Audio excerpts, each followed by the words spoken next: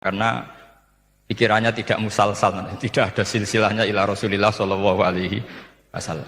Makanya saya meskipun banyak orang percaya ngaji di mana-mana itu bawa kitab. Satu ya tadi niat ngerpek tadi supaya saya dulu masih ingat zaman di sarang itu kalau tes itu banyak yang bawa kitab. Ketika ditanya ini namanya ngerpek, enggak Pak, mutolaah itu tanpa batas. Jadi mutolaah itu kapan saja. Yang agak kriminal itu kasus ujian nasional. Itu ada seorang guru SD. Ini kisah nyata, ingin membocorkan ujian apa? Nasional. Itu kan jelas kriminal ya. Si guru SD tadi berdalih gini, wong ujiannya mungkar nakir saja dibocorkan, apalagi ini ujian negara. Karena semua kiai itu kan mengajari kita marrobuka waman nabi juga. Itu kan mengecewakan mungkar nakir, artinya kan membocorkan ujian. Singkat cerita kiai tadi itu, guru tadi, kalau nggak percaya tanya Gus Bah. Akhirnya rombongan guru SD tanya ke saya, apa betul Gus ujian boleh dibocorkan? Analoginya kiai-kiai bocorkan ujiannya siapa? Mungkar nakir. Karena saya ya NKRI harga mati, saya bilang tertawa-tawa. Kalau saya jawab gak kriminal dimarahin polisi. Kalau saya jawab kriminal, analoginya dengan mungkar nakir memang yang membocorkan itu apa? Nggak usah diteruskan, kalau saya bilang boleh nanti jadi kriminal. Dan agama ini adalah analogi itu kias. Sehingga saya di sini insya Allah serius sekali membawa makalah mukjizatnya Quran. Kenapa demikian? Memang saya merasakan dan semua yang hadir di sini pasti merasakan bahwa mukjizatnya Quran itu luar biasa. Sehingga kita satu-satunya umat yang nggak ditunggui Rasul, tapi kualitas iman kita insya Allah menyamai periode-periode sahabatnya Rasulullah Sallallahu Alaihi Wasallam. Tapi syaratnya tadi ya, dengan pikiran yang sama, dengan teks yang sama, dengan rasa yang sama, dengan kejiwaan yang sama. Caranya gimana supaya sama? Kita harus terus membaca teks. Teks itu mengingatkan kita. Misalnya begini, yang dikatakan mukjizat itu kan sesuatu dahsyat yang dalam nalar manusia itu nggak mungkin terjadi. Misalnya ontanya Nabi Soleh keluar dari batu besar, itu kan satu peristiwa yang akal manusia tidak sampai. Begitu juga tongkatnya Nabi Musa membelah Laut Merah, yang akal manusia itu tidak sampai. Tapi pikiran itu menurut mazhab kita yang waras ini, saya ulang lagi, kita yang waras itu pikiran kriminal, itu salah. Saya ulang lagi ya, kita semua kan umatnya Rasulullah Shallallahu Alaihi Wasallam. Semoga benar-benar umatnya Nabi, bukan Islam yang kumat. Karena orang Islam itu pilihannya hanya dua, kalau nggak bersatu umat Islam ya Islam yang kumat. Kumat itu agak gitu, namanya kumat dalam bahasa Jawa. Begini, saya ulang lagi ya. Yang dikatakan mukjizat itu amrun khariqun lil adat, sesuatu yang luar biasa. Kemudian dalam tanda kutip yang manusia itu tidak mampu. Sehingga itu tongkatnya Nabi Musa dan ontanya Nabi Nuh yang keluar dari batu apa? Besar. Kalau kalian ingin jadi wali, pikiran seperti itu udah akan jadi wali. Gagal itu di KPU gagal. Jadi nggak usah sampai MK, di KPU sudah gagal. Kenapa demikian? Pertanyaannya begini. Memangnya sesuatu yang wajar kita lihat keseharian itu dalam kemampuan manusia? Saya ulang lagi, memangnya sesuatu yang biasa saja, yang normal saja itu dalam kemampuan manusia? Enggak juga kan? Manusia bisa enggak bikin unta? Yang wajar saja, yang lewat indukan, bisa enggak? Enggak kan? Manusia bisa bikin laut enggak? Enggak kan? Jadi kalau mukjizat itu dengan definisi sesuatu yang manusia tidak mampu, memangnya keseharian alam ini manusia mampu? Enggak juga kan?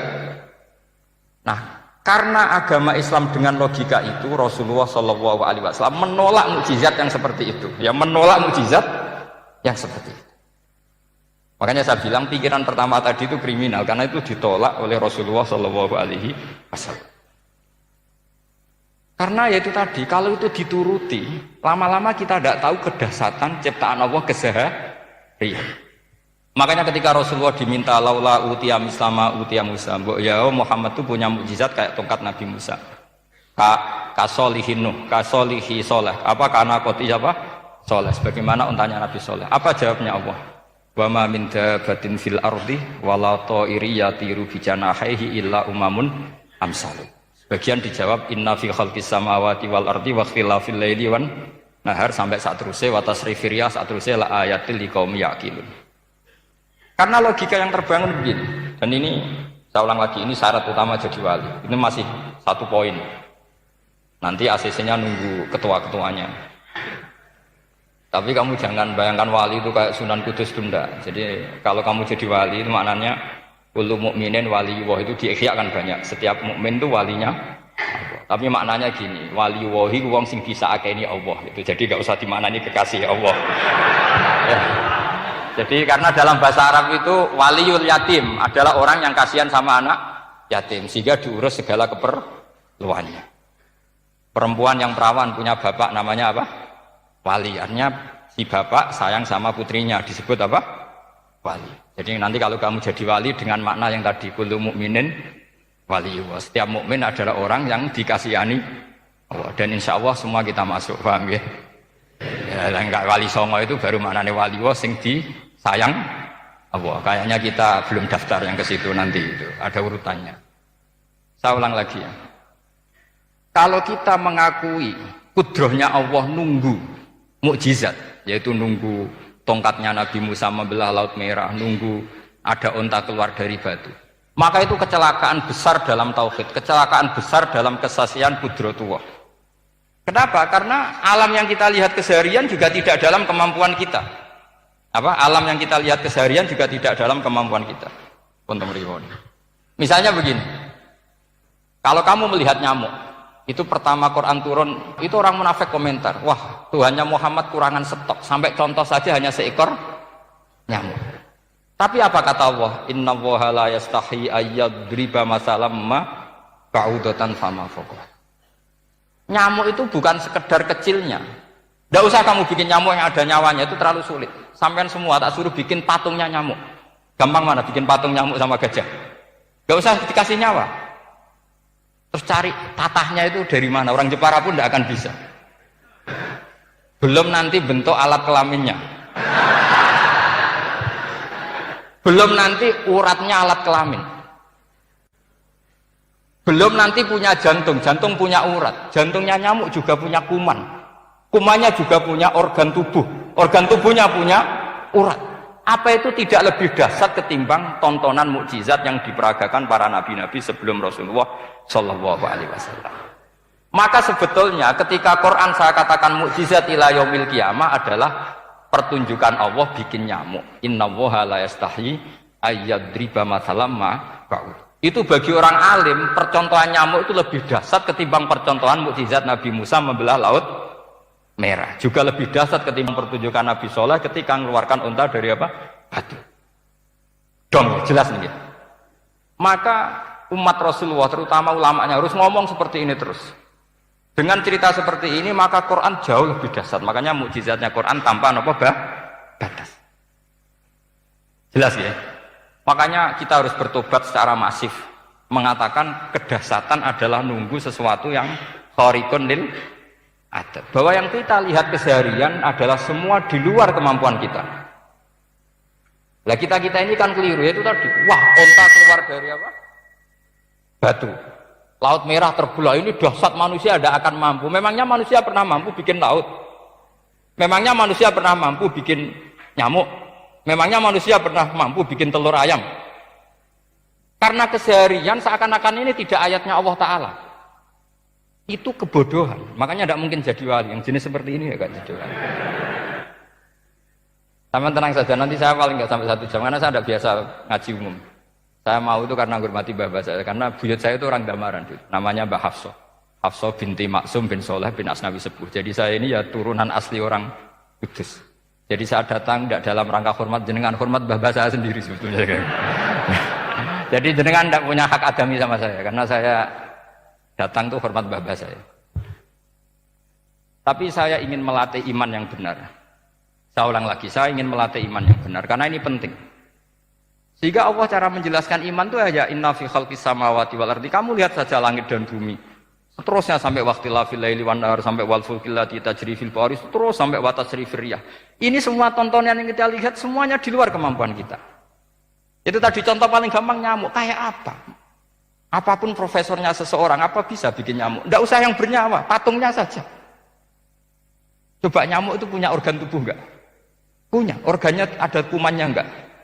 Ada. Alat kelaminnya ada bolongannya enggak kira-kira? Ada. Kayak apa sulitnya? Jadi andaikan saya ke umatnya Nabi Musa terus bengkai lah sama Nabi Musa, ini gue Nabi Musa keren punya tongkat, saya akan bilang Rasulullah lebih keren karena punya Quran. Anda di sini makna kenapa mukjizatnya Quran dikatakan afdolul mukjizat, mukjizat paling keren paling hebat, karena menjadikan manusia punya nalar yang lebih objektif. Artinya lebih objektif.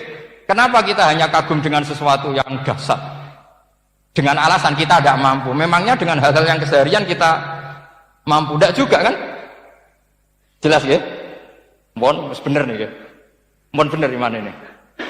Mohon gini malam selai didandani bareng-bareng. Mohon bener ya. Sehingga iman di era Rasulullah SAW itu gak lagi butuh sesuatu yang khariqun lil.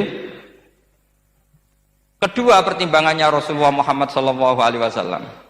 Mukjizat yang khariqunil adat itu resikonya lebih tinggi untuk tidak abadi. Nanti saya bacakan takbirnya. Misalnya tongkatnya Nabi Musa, itu hanya disaksikan oleh orang yang di era itu. Itu pun yang kebetulan menyaksikan. Saya ulang lagi ya. Resiko mukjizat mahsusah istilahnya, mukjizat yang bisa dilihat dengan indera, itu resikonya hanya dilihat orang yang di saat itu menyaksikan. Gimana? Prosedur Pak gaul nih ngangge peci mboten. Terus gimana? Oke. Saya teruskan lagi ya. Niki mau normal nih. Mboten kebanteran nih. Mboten kebanteran nih. Saya ulang lagi ya. Jadi yang dikatakan mukjizat itu seringnya kan dikasih definisi satu pertunjukan yang di luar kemampuan manusia. Sehingga tongkat Nabi Musa membelah laut merah disebut apa? Mukjizat. Ontanya Nabi Soleh keluar dari batu disebut apa? Terus lucunya disebut alasannya karena manusia tidak mampu. Memangnya manusia mampu bikin onta normal yang lewat indukan? Mampu enggak? Enggak. Artinya umatnya Rasulullah lebih sering melihat kekuatan Allah Subhanahu wa ta'ala kulla waqtin wa hinin, setiap saat, karena cara berpikir sudah dibenahi Al-Qur'anul Karim. Paham ya? Maka untuk jadi wali umatnya Nabi itu lebih mungkin karena melihat kedahsyatan Allah setiap saat. Tidak usah nunggu sesuatu yang super kayak apa? Kan filakil fakhri, sebagaimana laut terbelah oleh tongkatnya Nabi siapa? Musa. Terus ketiga, kalau logika mukjizat gini itu terus menerus seperti yang dialami Nabi Musa, resikonya adalah umat selalu menuntut hal yang aneh-aneh dan melupakan hal yang pokok. Itu lebih bahaya lagi. Misalnya begini contoh gampang. Kita ini hidup di bumi setelah sampai belajar ilmu falak atau astronomi atau belajar geologi. Planet yang sebesar ini apa? Semuanya itu sudah maha dahsyat. Gara-gara kita berpikir butuh kejadian yang aneh, ya gara-gara ingin kejadian yang aneh, mungkin lama-lama Anda ingin cari model hewan yang kepalanya itu di pantat, baru percaya kudrahnya Allah. Lama-lama kamu jadi dukun, seneng ular yang berkepala manusia, itu baru dahsyat. Nanti menjadi klinik. Makanya kritiknya ulama, mukjizat itu tidak perlu dituruti. Karena kalau dituruti itu bahaya bagi kelangsungan kenormalan kita. Makanya kata Abdul Hamid Khan termasuk kitab yang begini. Yang menjadikan orang kafir adalah dia nganggep kudrahnya Allah Ta'ala itu bergantung sesuatu yang dahsyat. Dia nggak sadar bahwa keseharian dalam hidupnya semuanya pertunjukan kudrahnya Allah Subhanahu wa ta'ala. Kayak tadi, saya contohkan nyamuk tadi. Inna woha la yastahi ayyadriba masalam ma. Terus terusannya ba'udotan fama fawqa. Kayak apa susahnya bikin nyamuk? Sudah kecil, punya alat kelamin, punya organ, punya urat.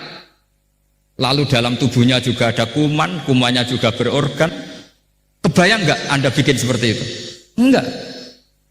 Dasar mana dengan tongkatnya Nabi Musa? Sama-sama berstatus kita tidak mampu sama sekali. Dasar mana? Sama kan? Nah, itu yang diinginkan Rasulullah Shallallahu Alaihi Wasallam, dan Al-Quran menggiring kita cara berpikir begitu terus. Sehingga Quran cukup menghentikan wa ma min dabbatin fil ardi wala ta'iri yatiru bi janahaihi illa umamun amsalukum. Sebetulnya setiap hari terbang, yang setiap hari lewat.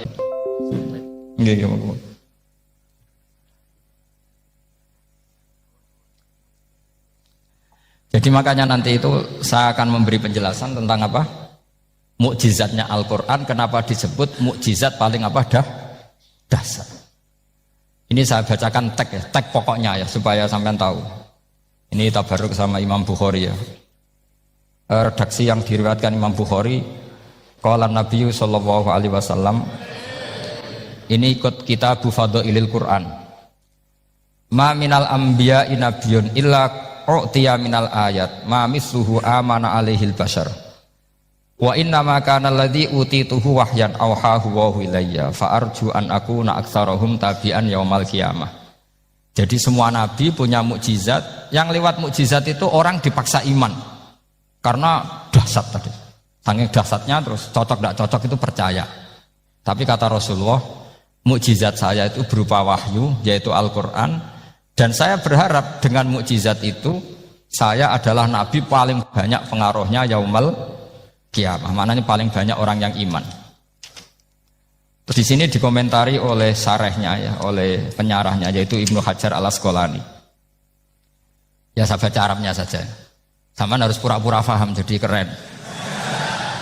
Jangan minta saya terjemah nanti harus pura-pura paham. Bagus kok, mantas sabda bi qaumin fa wa minhum. Jadi bergaya orang kaya ya dikira apa? Kaya, bergaya ulama ya dikira apa? Ulama. Nanti bergaya wali juga dikira wali. Saya baca ya, ini luar biasa menurut saya. Al makna annal mu'jizati al madiyata kanat khissiyatan tusyahadu bil absor kana qoti soleh wa asa Musa. Wa mu'jizatul Qur'ani tusyahadu bil basirah. Jadi kayak tadi, kedahsyatan tongkat Musa itu karena apa? Laut kok bisa dibelah sebuah tongkat? Itu aneh. Kalau maknanya aneh adalah di luar kemampuan manusia, nyamuk lebih aneh. Kayak apa susahnya bikin organ apa? Nyamuk yang sekecil itu. Artinya bedanya apa? Tongkatnya Nabi Musa dengan pertunjukan nyamuk yang sama-sama mengarah satu titik, yaitu mengakui absolutisme kudrahnya Allah Subhanahu. Sama ndak? Sama. Sehingga umatnya Rasulullah tidak perlu ditunggoni mukjizat simsalabim. Cukup penalaran akal. Ini namanya basirah apa? Basirah. Nggih jelas ya. Mohon sampean ra usah kepen roh tokate Nabi Musa to. Cekap melihat apa? Nyamuk. Ya sudah bagus, sudah maju, sudah keren. Ya jelas ya. Li'annal ladzi yushahadu bi ainir ra'si yang qariduhi wal ladzi yushahadu bi ainil aqli bakin yushahiduhu kullu man jaa ba'dal awali mustamirron. Sesuatu yang dipertontonkan lewat sesuatu yang fisik kayak tongkat Nabi Musa, itu yang percaya langsung tentu yang melihat. Setelah itu ada yang percaya, ada yang enggak. Bisa saja itu hoax, bisa saja macam-macam. Tentu yang enggak percaya tentu salah ya, kita sepakat. Tapi tetap saja yang enggak menyaksikan itu bisa saja enggak percaya. Paham ya? Tapi logika kedahsyatan nyamuk, siapapun yang punya nalar, artinya giringan Al-Quran untuk melihat mukjizat itu kedahsyatan Allah bikin nyamuk, itu abadi ila yaumil kiamah. Dan siapapun yang waras akan ikrar dan tetap menyaksikan, karena insya Allah ada nyamuk terus ila yaumil kiamah. Itu kan teman tidur kita, paham? Makanya kamu kompromi dengan nyamuk, sekali-kali jangan dicablek, ini ayatnya Allah. Ya bila perlu dicium, dielus-elus gitu. Karena saya yakin yang hadir di sini andekan melihat tongkatnya Nabi Musa kira-kira dilus-lus enggak? Kira-kira? Andekan loh, kamu punya kesempatan melihat tongkatnya Nabi Musa, gimana?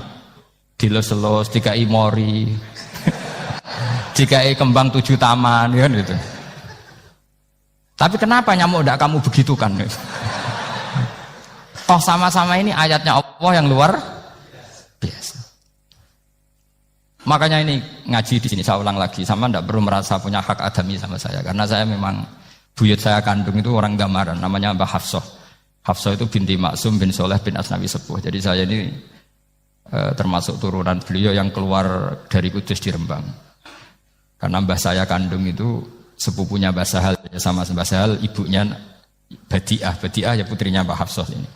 Kalau ibu saya namanya Sofiyah ya putrinya Mbah Hafsah ini. Jadi kenapa saya cerita ini ya memang Quran sudah terang-terangan ngendikan dzurriyatam ba'duha apa mimba. Jadi kekuatan dzurriyah itu luar biasa. Jadi kita menjaga harkat dan martabat para leluhur supaya ilmu ini terjaga. Jangan marisi gayane tok, bae alim terus putune pedita-pediti gak alim terus gak keren, menurut saya itu malu itu. Jadi marisi itu ya kalau putunya orang alim ya alimnya, jangan marisi mulyane. Ora alim terus mulya tok gelem dicucup itu gak keren menurut saya. Niru alimnya dulu baru sama-sama dicucup itu baru betul, paham ya? Jadi ada aturannya lah. Saya teruskan. Sehingga Quran kalau menggiring mukjizat, ketika Rasulullah SAW dituntut kafir Mekah, kita tahu kan mereka nuntut apa misalnya?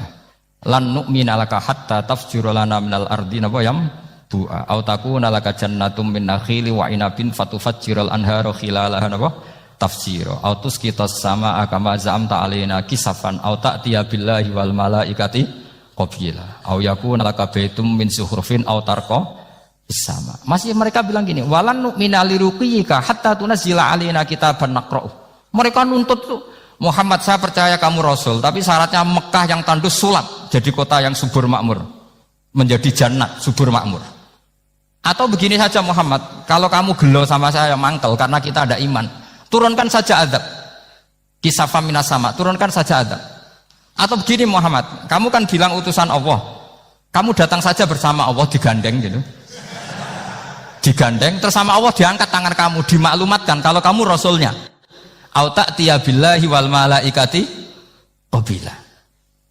Karena mereka dengan logika yang salah. Yang dikatakan mukjizat itu sesuatu yang seperti itu. Artinya kalau kamu berpikir mukjizat yang seperti itu berarti Anda turunan kafir Quraisy. Anda turunan apa? Kafir Quraisy. Maka gak boleh berpikir mujizat seperti itu. Nyatanya Allah cukup menjawab dengan ayat wa ma min dabatin fil ardi wala ta'iri yatiru bi janahihi illa umamun amsalukum. Dijawab lagi inna fi khalqis samawati wal ardi wa ikhtilafil laili wan nahar wal fulki allati tajri fil bahr saturuse la ayatil liqaumi yakin. Semudah itu kita iman kedahsyatan kudrahnya Allah. Cukup melihat kerbau. Kok bisa ya jaga populasinya? Padahal gak pernah dia seminar cara jaga populasi. Nyatanya tetap terjaga. Tanpa lamaran ya bisa jaga keturunannya. Tanpa sesar ya anaknya lancar. Tanpa sesar kan? Artinya mereka bisa. Karena di sini ada kudratullah. Ada apa? Ada kudratullah. Nah kalau iman seperti itu, Anda baru betul. Yaitu yang disebut Allah ya tanazzalul amru bainahunna li ta'lamu annallaha ala kulli syai'in qadir wa annallaha qad ahata bi kulli syai'in ilma. Semua urusan di alam raya ini hanya Allah ingin mempertontonkan bahwa saya kuasa. Jadi tidak perlu nunggu yang aneh-aneh. Sehingga andaikan saya ketemu Nabi Musa dan ketemu Rasulullah Muhammad SAW, pasti saya milih Nabi Muhammad sebagai ketua.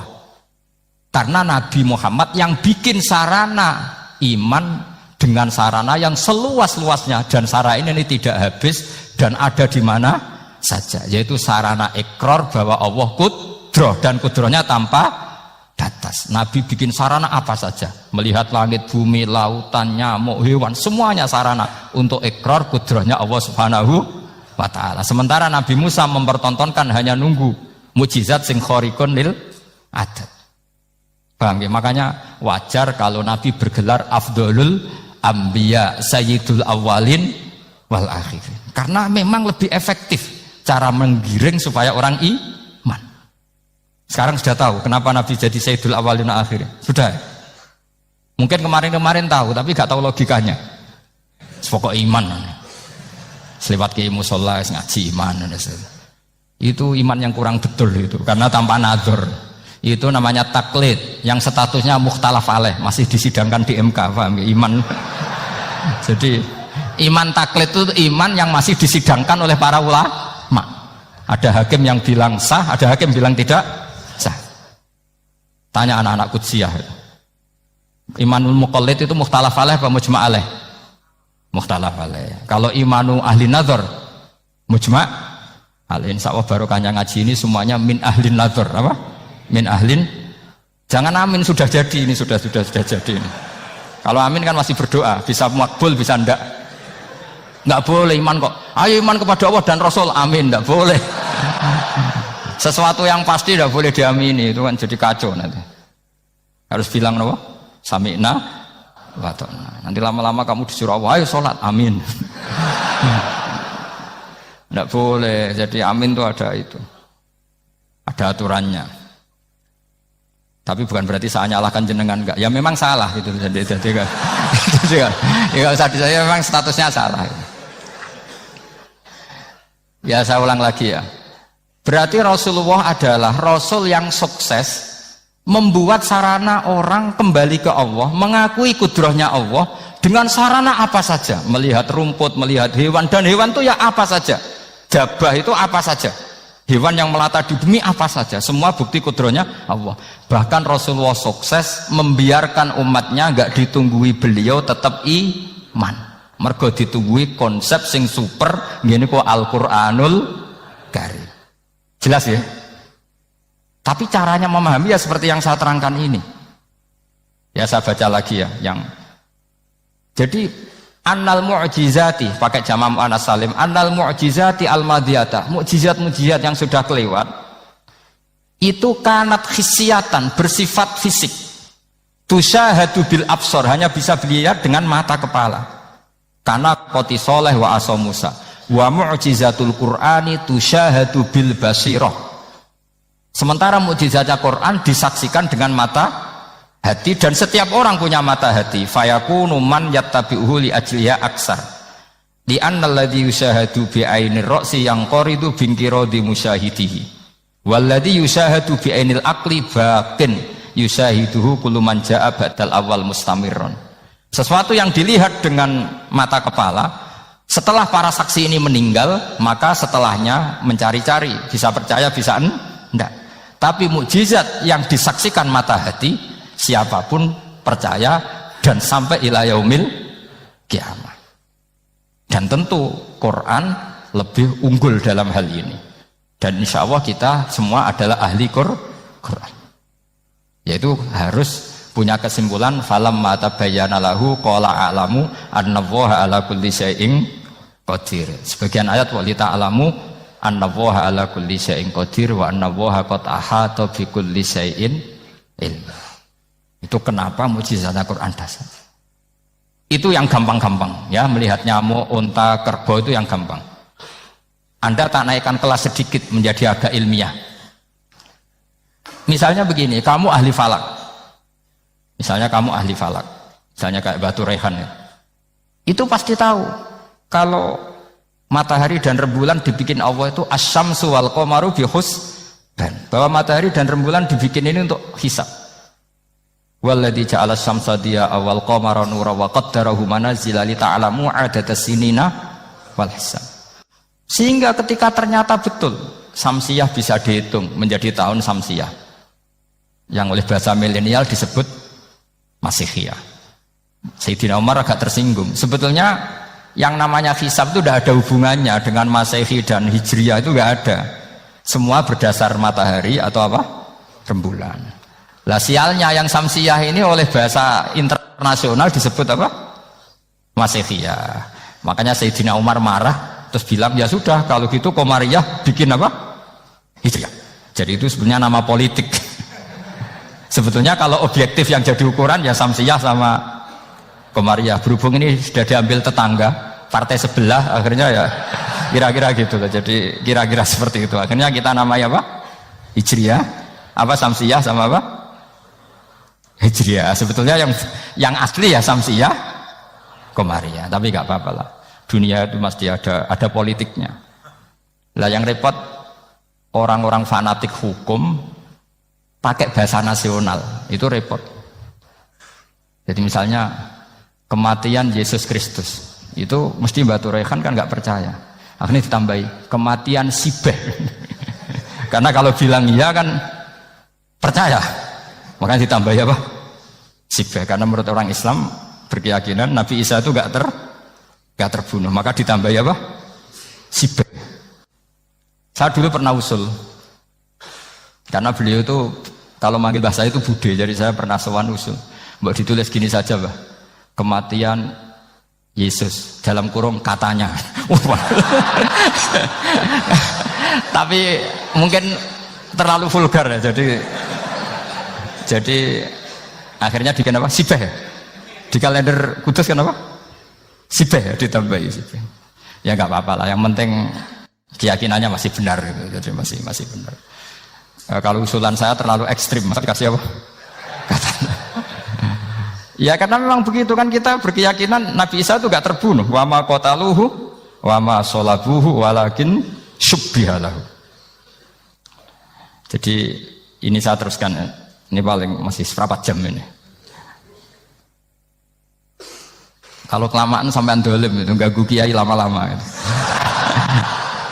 Saya tadi sudah bilang sama panitia, orang Indonesia itu gak sopan. Kalau suka kiai itu didatangkan, itu agak masalah sebetulnya. Dalam etika itu masalah. Kalau seneng kiai ya sowan ngaji, jangan sowan di dalam, itu ganggu ya, sowan ngaji saja. Dulu Imam Malik itu anaknya raja itu, Imam Malik itu seangkatan dengan Harun Ar-Rasyid. Makanya jangan berharap kalau saya gampang diundang. Bukan karena saya sombong, memang etikanya seperti itu. Jadi Imam Malik diminta datang ke istana untuk ngajar anak-anaknya Harun apa? Ar-Rasyid. Masyhur Imam Malik tersinggung terus kata bang, al ilmu yu'ta la ya'ti. Ilmu itu disowani bukan sowan. Akhirnya Harun Ar-Rasyid minta anak-anaknya datang ngaji ke Imam Malik. Itu anak presiden. Imam Malik berani, al ilmu yu'ta la ya'ti.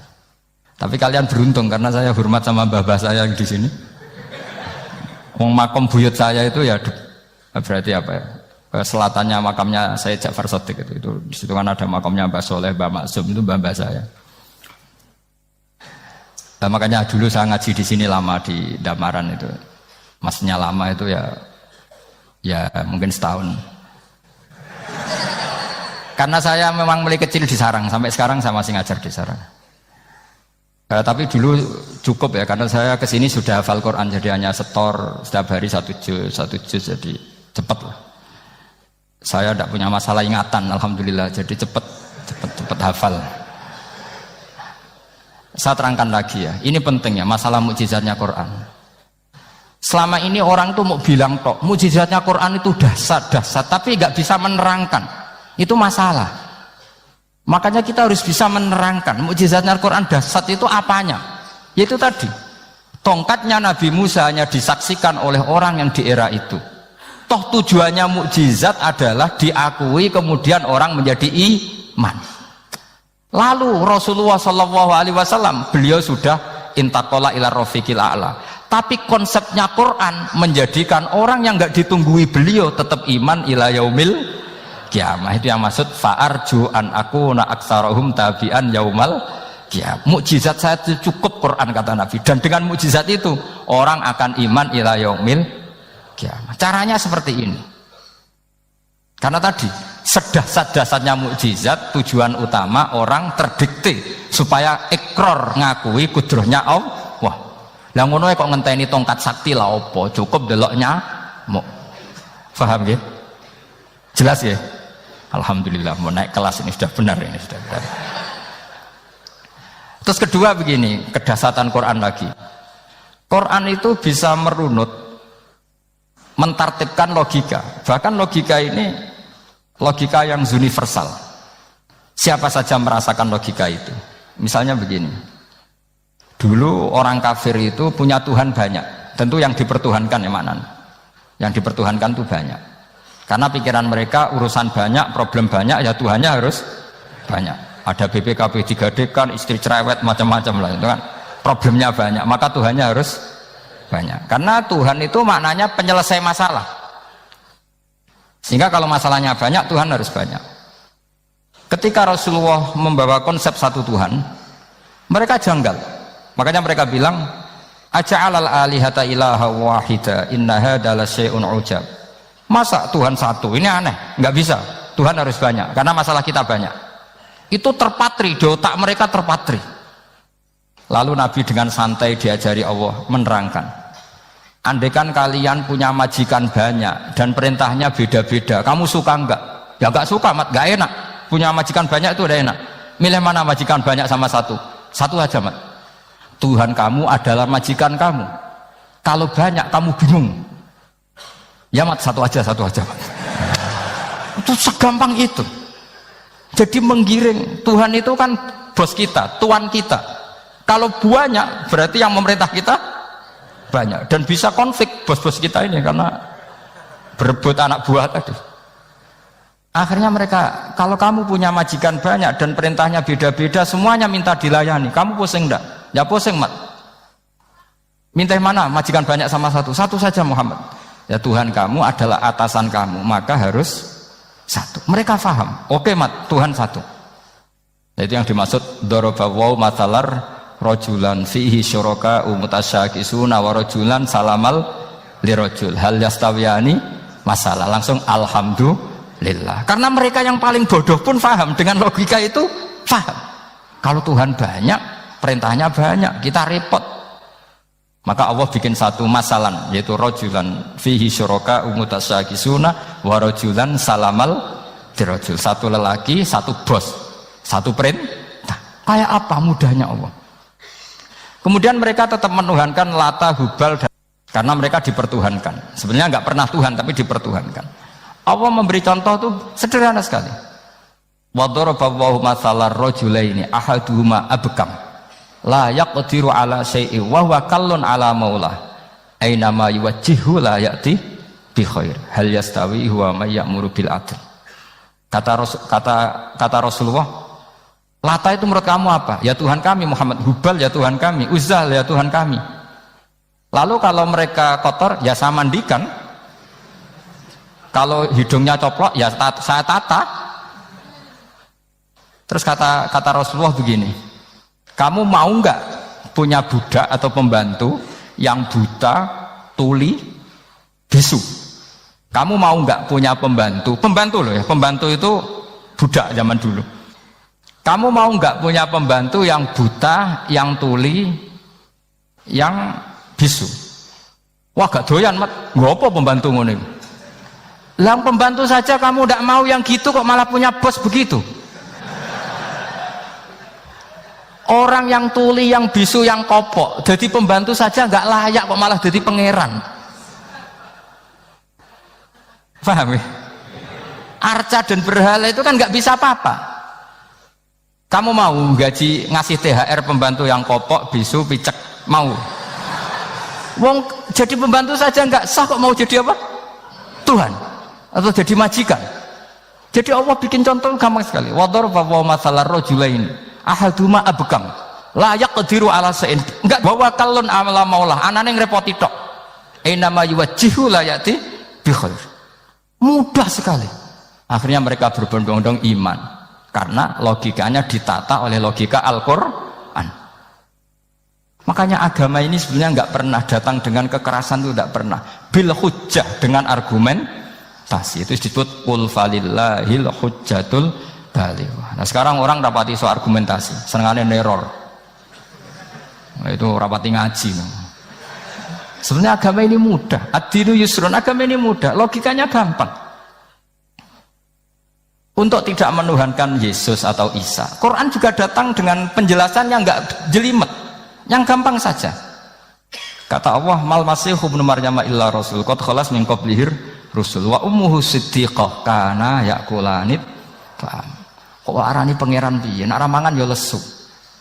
Kamu kebayang nggak misalnya punya Tuhan terus mbok gratisi pas marum, terus kamu bangga, alhamdulillah tadi habis ngurasi Tuhan, tadi kelihatannya kelaparan tak gratisi, senangnya bukan main.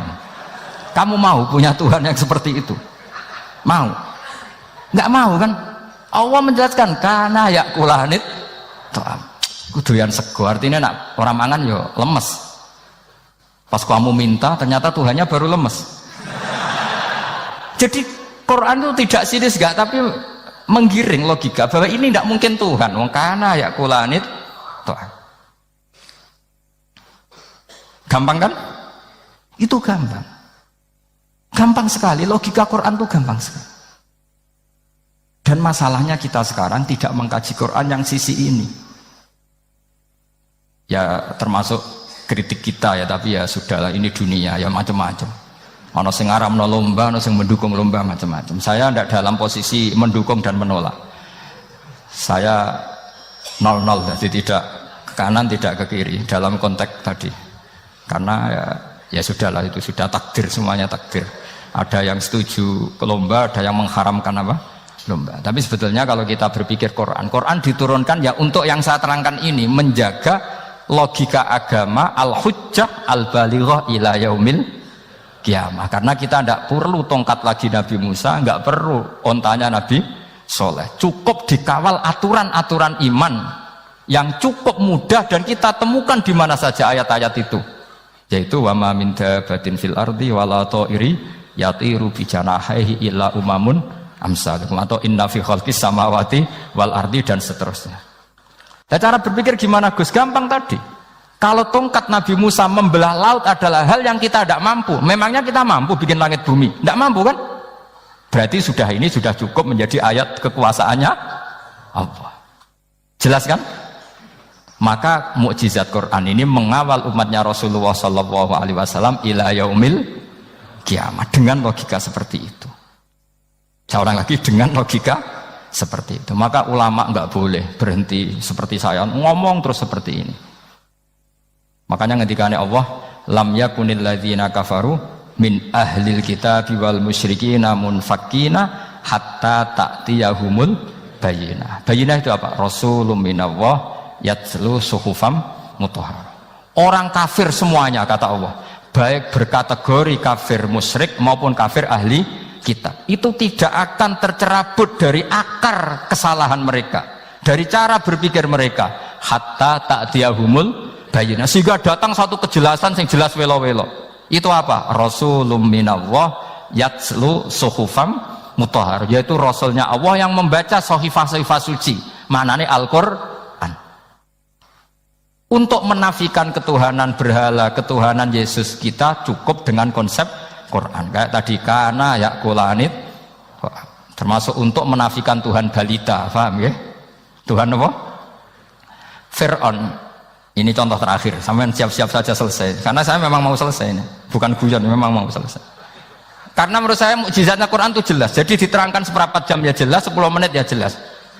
Kalau kamu butuh lama, berarti kamu menyaksikan kejelasan Al-Quran. Dan itu kriminal besar. Gitu. Kalau nggak boleh dibahasakan murtad besar, ya kriminal apa besar. Nggak, ini nggak guyon, betul itu. Saya tadi mau nyontohkan apa tadi? Tuhan balita ya. Fir'aun itu berdebat sama Nabi Musa. Singkat debat begini, kalau nggak salah di J19, kalau nggak salah di surat Syu'ara, dicari sendirilah. Pertama ditanya gini, Musa kamu kesini ada apa? Ya bawa konsep Tuhan. Yang jelas itu tidak kamu ya. Lalu Tuhan kamu siapa? Rabbus samawati wal ardi, yang menuhani langit dan bumi. Si Fir'aun masih berkelit. Begini, soal yang di bumi, saya jalan-jalan kemana-mana, setahu saya yang jadi Tuhan saya. Ma'alim tulakum min ilahin apa? Ghairi, di mana-mana yang dituhankan saya. Soal kemungkinan di langit begini, tunggu saya. Terus di Haman dipanggil, ya Haman ibnili sorkalla ali abluhul asbab as-samawati fa'attali'a ila ilahi Musa. Haman, bikinkan saya piramida yang tinggi. Saya mau lihat Tuhannya Musa, apa betul ada? Padahal andaikan terjadi piramida kan Tuhan pun nggak bisa dilihat. Wong sampean yang wali saja tidak bisa melihat. Wali tadi yang sing disayang. berarti mbah-mbahnya dulu itu tanpa Tuhan, karena ini ada Tuhan balita tadi itu. Akhirnya hampir separuh, mungkin hampir semua pengawalnya Fir'aun itu iman semua, meskipun yaktumu imanahu. Ini yang diceritakan Quran, wa qala rajulun mu'minun min ali fir'auna yaktumu imana. Karena runtuh semua logika Fir'aun sebagai Tuhan itu runtuh hanya dengan logika kalau kamu Tuhan, lalu mbah kamu Tuhannya siapa? Fir'aun mantel, wah bahaya logika Musa, tangkap Musa, udah gak debat lagi. Kayak apa mudahnya logika Quran untuk menafikan ketidaktuhanan Fir'aun. Yaitu mengatakan Rabbukum wa Rabbu abaikumul awwali. Karena dikatakan Tuhan langit, Fir'aun masih berkelit. Nanti dulu saya mau bikin piramida, mau saya lihat ada enggak Tuhan kamu. Nabi Musa langsung genti gigi yang nuhani mbah-mbah kamu. Orang kan masih pikir, ini kalau Tuhan betul, lalu orang-orang dulu Tuhannya siapa? Kan Tuhannya datang terlambat. Nah itu lagi-lagi, dan kita baca Quran itu ila yaumil kiamah. Makanya tidak ada umatnya Rasulullah SAW kemudian imannya itu ada syak, nggak ada sama sekali. Karena dzalikal kitabu la raiba fihi mir rabbil alam. Ya, mohon cekap ya. Mpun gampang nih. Masalah sama kalau masalah. Jadi karena kebenaran Quran itu adhar wa adhar, sangat jelas. Sehingga nggak perlu butuh orasinya saya. Sebenarnya nggak perlu.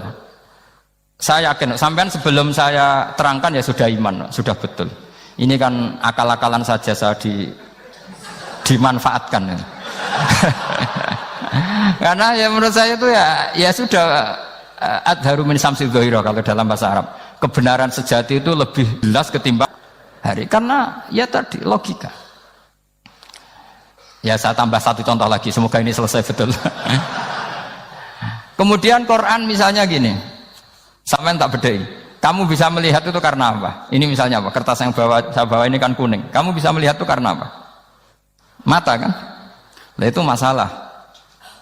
Karena melihat kamu dengan mata, sekali ini tak tutupi, kamu tidak tahu. Atau kamu jauh menjadi tidak tahu. Karena mata bisa terhalangi oleh jauh atau tertutupi. Beda dengan Allah. Allah itu kalau merumuskan tahu itu bukan karena melihat, karena menciptakan. Makanya Allah bilang ala ya'lamu man khalaqa. Apakah tidak tahu orang yang membuat? Ini kertas ini kuning. Sama saya tak tutup begini. Kemudian kitab ini tak tinggal, saya datang ke Jakarta. Saya tetap tahu enggak kalau dalam ini ada kertas kuning? Tahu, karena saya yang menciptakan. Paham ya? Kamu bangun satu bangunan, di dalamnya ada besi ukuran sekian. Di situ kamu menyimpan emas setengah kilo. Setelah kamu pergi kemana-mana masih tahu enggak? Tahu, karena kamu yang menciptakan. Sehingga ketika kita janggal, masa Allah pirsa semua alam ini?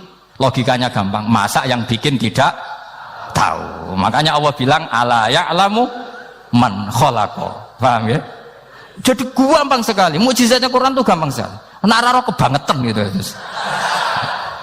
Ampun nggih, Al-Fatihah.